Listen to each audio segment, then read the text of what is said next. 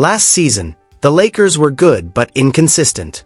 Every win felt like a grind, and the team constantly depended on whether LeBron was available or not. This season, it's a completely different story. That shot clock under 5. Luka gonna step back again. Oh, by the way, he's pretty good at that. If you think this is the same old LeBron-led Lakers team, you're wrong. LeBron missed the first 14 games and the Lakers still went 10-4 without him. They're now 13-4, sitting second in the Western Conference. Luka Doncic is playing at a full-blown MVP level, putting up historic numbers night after night, and Austin Reeves looks like a legitimate all-star. With LeBron back, the star power finally feels complete. But the biggest difference is the new pieces. The off-season additions are impacting the game in ways last year's roster simply never could. If you haven't been paying attention, you should be. This is not the same Los Angeles Lakers, and the rest of the NBA is about to find out. 17 games into the season, the Lakers have performed as well as anyone could have realistically hoped. They're 13-4, riding a 5-game winning streak, and sitting in the number 2 spot in the West. They look like a team built for another strong regular season, and somehow they still haven't reached their peak. But here's the strange part. When you look at the league-wide numbers, their record makes no sense. The Lakers rank 15th in offensive rating, 14th in defensive rating, 26th in three-point percentage, 28th in turnover rate, 11th in rebound rate, 21st in assist rate, and 15th in point differential. By almost every major metric, they're a perfectly average basketball team. Yet they have the third best record in the NBA, despite LeBron missing 14 games and Luka sitting multiple nights as well. The answer lies in their off-season work. While teams like the Rockets and Clippers made headlines with big trades and flashy signings, the Lakers stayed quiet and focused on building a machine. Over the summer, they added players specifically designed to elevate both ends of the floor: DeAndre Ayton, Marcus Smart, and Jake LaRavia. Every move had a purpose, and so far, every move has paid off. Marcus Smart's resurgence after a couple of injury-plagued seasons has been one of the biggest surprises. He started the season on the bench but quickly carved out a major role, averaging 9.3 points, 2.9 assists, 2.3 rebounds, and 1.8 steals in 27.3 minutes per game. His shooting numbers are rough: 39.8% from the field and just 24.2% from three, but he's getting wide-open looks playing next to Luka, LeBron, and Reeves, and those shots should eventually fall. The real impact shows up in the on-off numbers. When Smart is on the floor, the Lakers' offense stays about the same, but the defense immediately jumps to an elite level. He guards multiple positions, forces turnovers, and disrupts entire offensive sets. When LeBron was out, the Lakers badly needed a vocal defensive leader, and Smart stepped directly into that role. He constantly directs traffic, rotates, and energizes the group, bringing a level of hustle and intensity the team has lacked for most of the past 4 years. His individual numbers back it up. He's averaging nearly 2 steals per game, the second highest mark of his career. Even Luka has praised him, saying Smart brings a defensive energy he's never seen before, especially in how he dives for every loose ball. It was a windshield wiper plus that time. Now it's Doncic. Oh! Throw it down with one hand, big fella. The Lakers are not the same team you remember. If you think this is the same old LeBron-led squad, you're mistaken. LeBron missed the first 14 games, and yet the Lakers went 10-4 without him. They now sit at 13-4, holding the second seed in the Western Conference. Luka Doncic is playing at a full-blown MVP level, putting up historic numbers night after night, while Austin Reeves looks like a legitimate all-star. With LeBron back, the star power finally feels complete. But the real shift comes from the new additions, whose impact has elevated the roster far beyond what last season's group was capable of. If you haven't been watching, you should start now. This is not the same Los Angeles Lakers, and the rest of the league is about to find out. 17 games into the season, the Lakers have exceeded even the most optimistic expectations. They're riding a 5-game winning streak, holding the second-best record in the West, and still haven't come close to their peak. What makes their start even stranger is how average they look statistically. They rank 15th in offensive rating, 14th in defensive rating, 26th in three-point percentage, 28th in turnover rate, 11th in rebound rate, 21st in assist rate, and 15th in point differential. By almost every major metric, they appear to be a middle-of-the-pack team. Yet they own the third-best record in the NBA despite missing their stars for multiple games. The answer lies in their off-season work. While teams like the Rockets and Clippers made splashy moves, the Lakers stayed quiet and built a machine. Their acquisitions, DeAndre Ayton, Marcus Smart, and Jake LaRavia, were designed with clear purpose, and so far, every move has paid off. Marcus Smart, after 2 injury-plagued years, has returned to elite defensive form.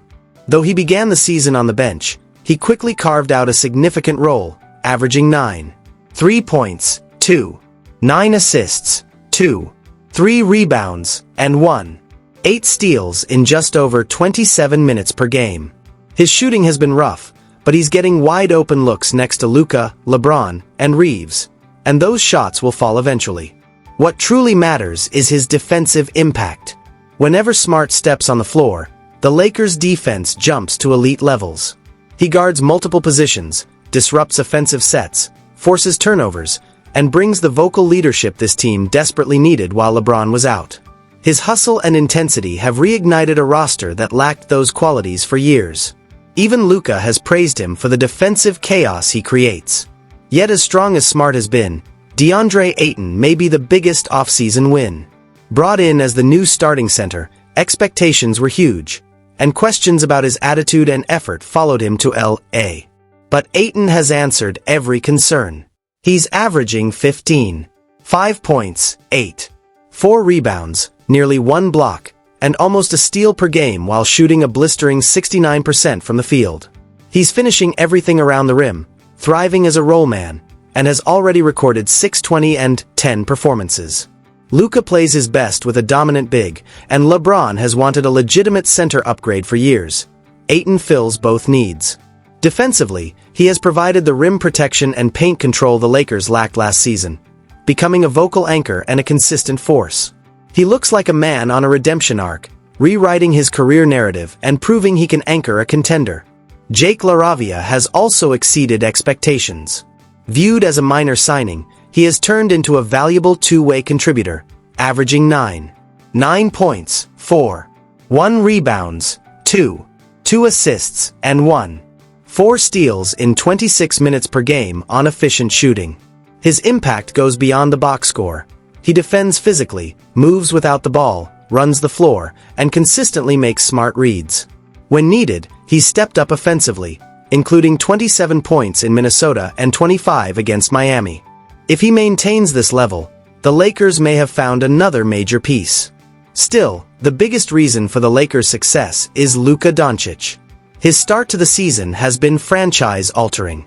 When the Lakers traded for him and immediately extended him, they weren't planning for the future.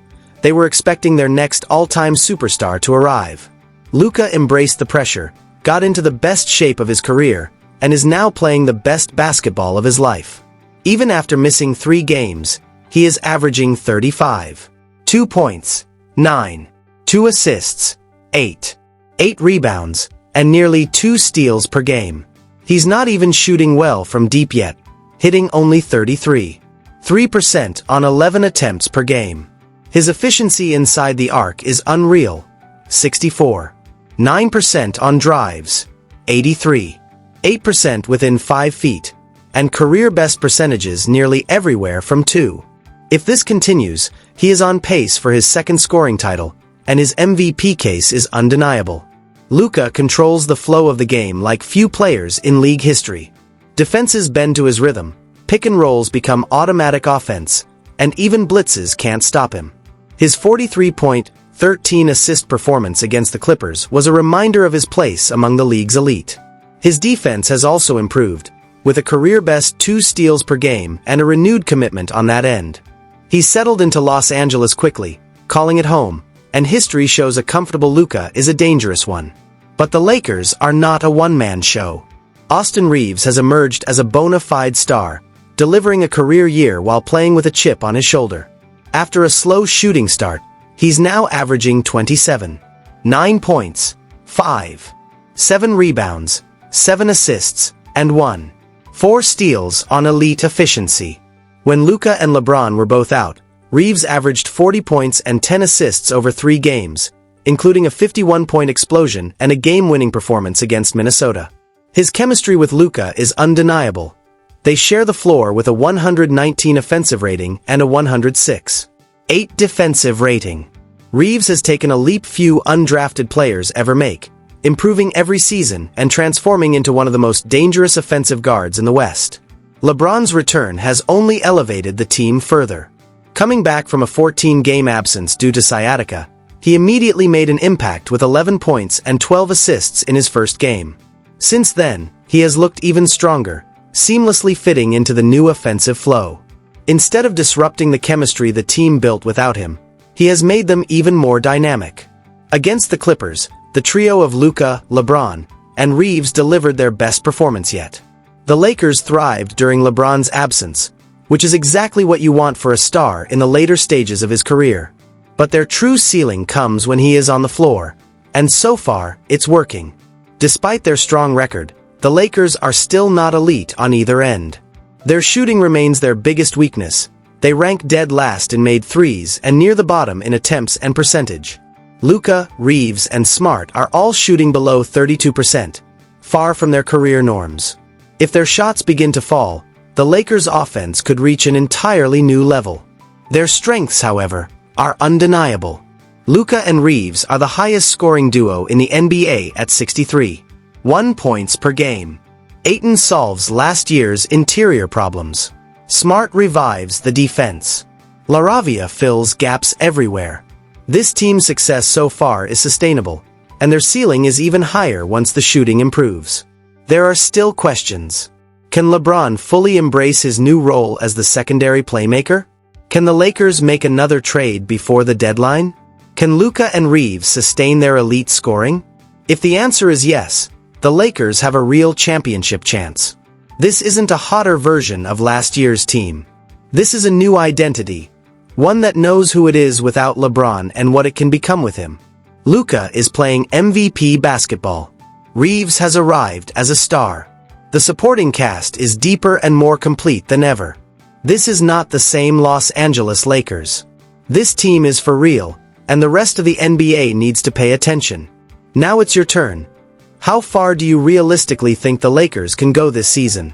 Drop a like, hit subscribe, and stay tuned. There's a lot more coming.